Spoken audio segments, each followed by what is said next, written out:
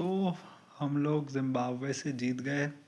India के पास still एक chance है कि वो सेमीफाइनल्स में जाए, क्योंकि साउथ अफ्रीका ने वेस्ट इंडीज़ को बहुत बुरी तरीके से हरा दिया। और हम अपना मैच जिम्बाब्वे से जीत गए, तो अब कोई नेट रन रेट का मामला नहीं है। अब स्ट्रेट है कि हमें अब अगला मैच जीतना है। अगर हम अगला मैच जीते so then we are into the semis. मैं अब आज की परफॉर्मेंस से बस ये कहूँगा कि एक चीज़ दिखी हमारे में जो बाकी गेम्स में नहीं दिखी थी, वो थी इंटेंट। इंटेंट सब में था। आज रन्स आए, लेकिन आज पिच भी देखो, बैटर्स के लिए थी बिल्कुल, मतलब। और टैक्टिक वाइज भी जिम्बाब्वे ठीक नहीं थी। जस्ट बिकॉज संजू स्ट्राइक पे था तो आप स्पिनर को लेके नहीं आए पहले। मतलब क्या, संजू सिंगल नहीं लेता, और संजू कौन सा कोई बहुत अच्छा स्पिन हिटर है। मतलब उसके भी आप रिकॉर्ड्स देखो तो वो भी कोई बहुत कोई तुर्रम खान नहीं है स्पिन के अगेंस्ट। दूसरा, हमारे लोगों ने T20 क्रिकेट जैसे खेला जैसे हम लोग बायलैटरल्स में खेल रहे थे, लेकिन आप ये भी देखो कि कैचेस कितने ड्रॉप हुए।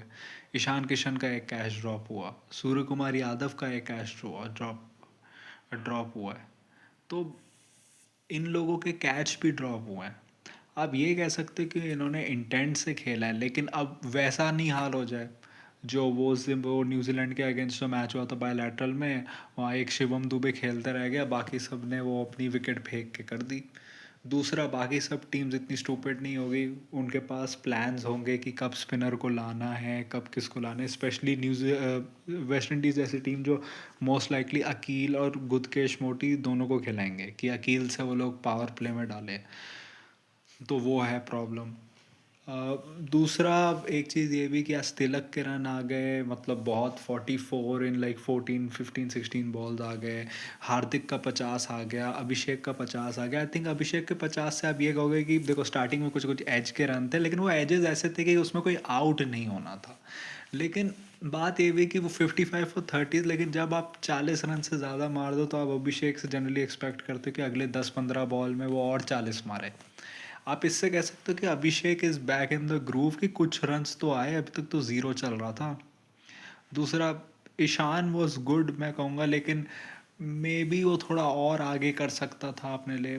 तिलक का ये है कि तिलक जिस स्टेज पे आया, आपके पास पहले ही एक प्लेटफॉर्म था आपके पास, और ऊपर से बॉलिंग प्लान्स भी ठीक नहीं थे। मतलब जिस तरीके से नगारवा बिल्कुल निगेट हो रहा था, मुजरबानी जो स्टार्टिंग में पावर प्ले में ठीक था, लेकिन फिर वो भी पिटा। तो इन अ वे ऐसा लगा कि the bowlers were just trying to do too many things to stop the flow of run, और उसके बीच में आए उन्होंने तिलक को बहुत सारी बैड डिलीवरीज डाली, और तिलक का ये था कि उसने एडवांटेज ली। तिलक के ऊपर वो प्रेशर नहीं था कि विकेट्स बहुत जल्दी गिर गए हैं, आपको इस पर्टिकुलर स्कोर पे जाना है। उसके पास ये प्रेशर नहीं था कि स्पिनर्स उसके अगेंस्ट आएंगे करने के लिए। तो वो भी है। और एक चीज़ ये भी आप कह सकते हो कि रिंकू के साथ गलत हुआ, कि रिंकू ने क्या गलत किया था। ठीक है, उसके यूएसए वाले मैच में रन नहीं आए, साउथ अफ्रीका वाले मैच में उसके आते तक तो गेम ख़त्म ही हो गया था। लेकिन आप वो दो कैमियोस देखो, वो नेदरलैंड्स के अगेंस्ट एक छक्का आ गया था उसको, उसने 3 ही बॉल खेली थी, उसने तीसरे पर रन ले लिया था। और जो पाकिस्तान वाला था वो तो इम्पोर्टेंट था, लास्ट में उसने शाहीन को जो एक छक्का चौका मारा था। In a way it is, you can see कि क्लियरली एक चीज़ है कि स्काई का थोड़ा सा इन्फ्लुएंस है इसमें, क्योंकि वो स्काई तिलक के साथ रहा है एमआई में। जो जो तिलक को जो सक्सेस मिली है आईपीएल में, वो एज अ फिनिशर ही मिली है स्टार्टिंग में। वो अभी इस सीज़न में भी जब वो उसको रिटायर हर्ट किया था तो वो एक फिनिशर ही था। तो ये ऐसा नहीं कि तिलक वो पोजीशन खेल नहीं सकता है, लेकिन रियल टेस्ट तब तब होगा जब आप इस पोजीशन पे आओगे और आपकी टीम की लगी होगी, तब आप कैसे बैट करोगे। और तब आपका क्या होगा अगर आपको उन्होंने सीधे आते आते स्पिन दे दी तो। एक चीज़ अच्छा है कि हार्दिक के रन्स आ गए, एंड में उसने छक्का एक चौका भी मार दिया। मतलब वो जो एंड में जो यॉर्कर्स चल रही थी उसने एंड में अच्छा भी खेल दिया। तो एक चीज़ है कि हार्दिक को कॉन्फिडेंस जाता है, क्योंकि वो एक नबीबिया वाले मैच में रहा और एक इसमें आया, वरना बाकी सब में ही वॉज क्लियरली या तो पहले ही आउट हो रहा था या फिर ही वॉज क्लियरली स्ट्रगलिंग, जो हमें साउथ अफ्रीका वाले मैच में दिखा, और जो हमें उसमें दिखा क्या कहते हैं कि नेदरलैंड्स वाले मैच में। और ये हार्दिक को लगता है मैन ऑफ द मैच मिल गया है, क्योंकि लेकिन क्यों मिला है हार्दिक को मैन ऑफ द मैच? हार्दिक ने कोई विकेट ली हुई है? हार्दिक ने कोई विकेट भी नहीं ली।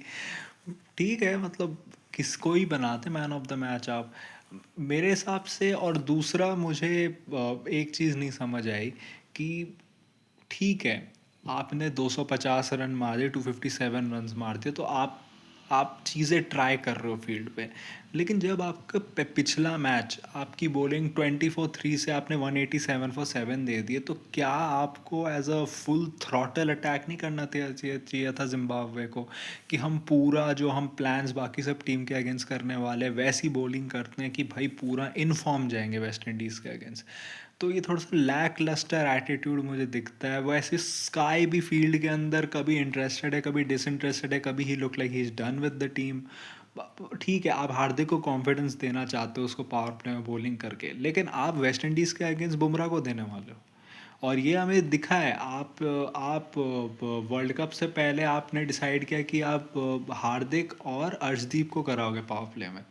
वर्ल्ड कप शुरू हुआ, आपने वो चीज़ की।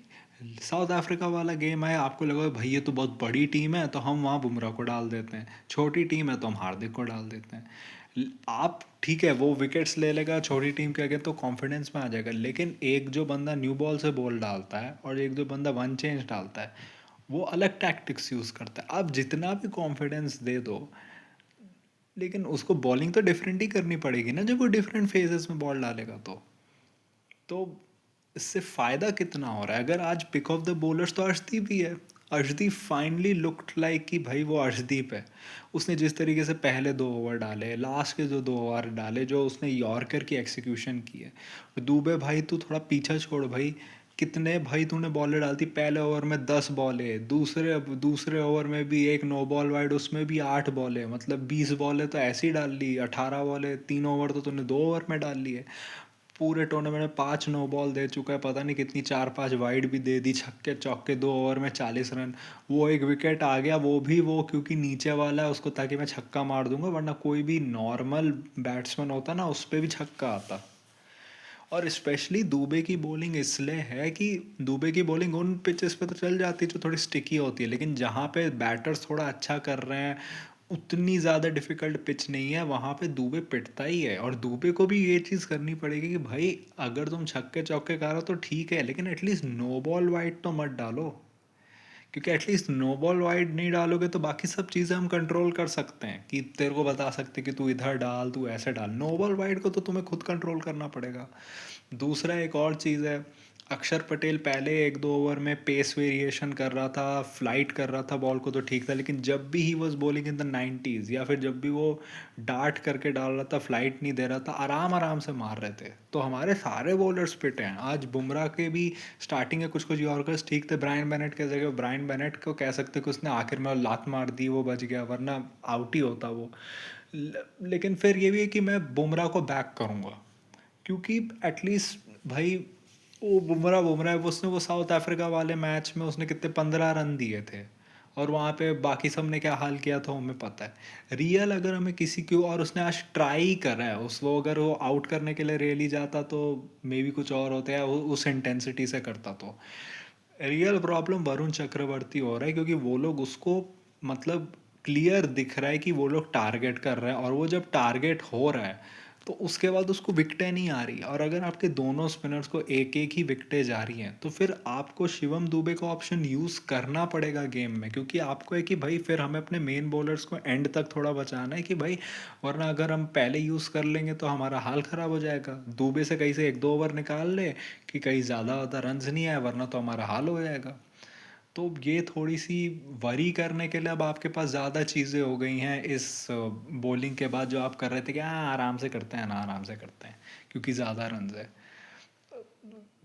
वरुण चक्रवर्ती के ऊपर सवाल है।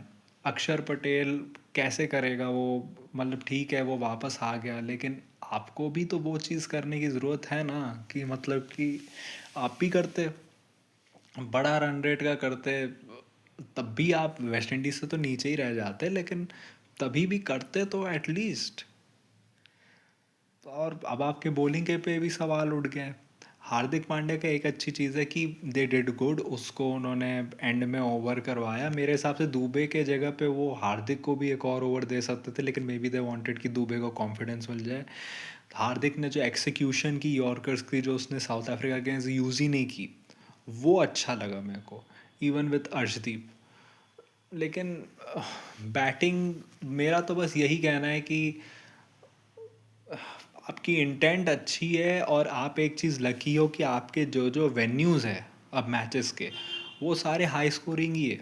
ईडन गार्डन्स हाई स्कोरिंग, अगर आप सेमीफाइनल पहुँचे तो आपका वानखेड़े में होगा, हाई स्कोरिंग होगा। फिर फाइनल है जहाँ पे आपको थोड़ा सा ख्याल करना पड़ेगा कि पिच कैसी है, आपकी बैटिंग पहले आ रही है बाद में आ रही है, तो वो आपको करना पड़ेगा। जिम्बाब्वे के बारे में कहोगे तो एक मुजरबानी ही है जो बॉलिंग में, जिसको तुम कह सकते हो कि हाँ थोड़ा वो भी एंड में पीटा ही, लेकिन वो एक स्टैंड आउट है। उसके अलावा तो मैं कहूँगा इतना, जिम्बाब्वे भी मेरे को लगता है बहुत ज़्यादा ठैठ में था, क्योंकि आप अगर देखो, आप वेस्ट इंडीज़ से इतना पिटे हो, आप क्लियरली श्रीलंका से उस बिना पे आए थे क्योंकि पिचेस वैसी थी। आप क्लियर बैटिंग ट्रैक्स पे आप कैसे किसी एक जो प्रॉपर टेस्ट प्लेइंग नेशन है उसको आप चांस दे सकते हो कि वो आपको आउट बैट कर दे। आप बैटिंग करते, आप 170 180 तक पहुंचते, या 160 170 तक पहुंचते, एटलीस्ट आपके पास होता कि हम यहाँ से अगर स्टार्टिंग में एक दो विकेट ले लें तो हम गेम बना सकते हैं। लेकिन मुझे लगता है वो भी आ गए मीडिया नैरेटिव में कि अभी तो इनका चल नहीं रहा, चलो हम इनको पहले बैटिंग करते हैं और फिर अगर हमने इनको कर दिया तो हम इनको कर देंगे। लेकिन वैसा हुआ नहीं। बस यही बात है कि आपके अभी भी सवाल हैं, लेकिन आप उस कॉन्फिडेंस में होगे कि भाई वेस्ट इंडीज़ से ज़्यादा, कि वेस्ट इंडीज़ ने जिम्बाब्वे को पेला फिर वो खुद पिल गई। हम पहले साउथ अफ्रीका से पेले, लेकिन हमने जिम्बाब्वे को पेल दिया, तो हम थोड़े ज़्यादा कॉन्फिडेंस में आएंगे। बस बात वही है कि उनका जो बॉलिंग लाइनअप है, जो उनके स्पिनर्स हैं, मैं उनके पेसर्स को ज़्यादा नहीं कहूँगा।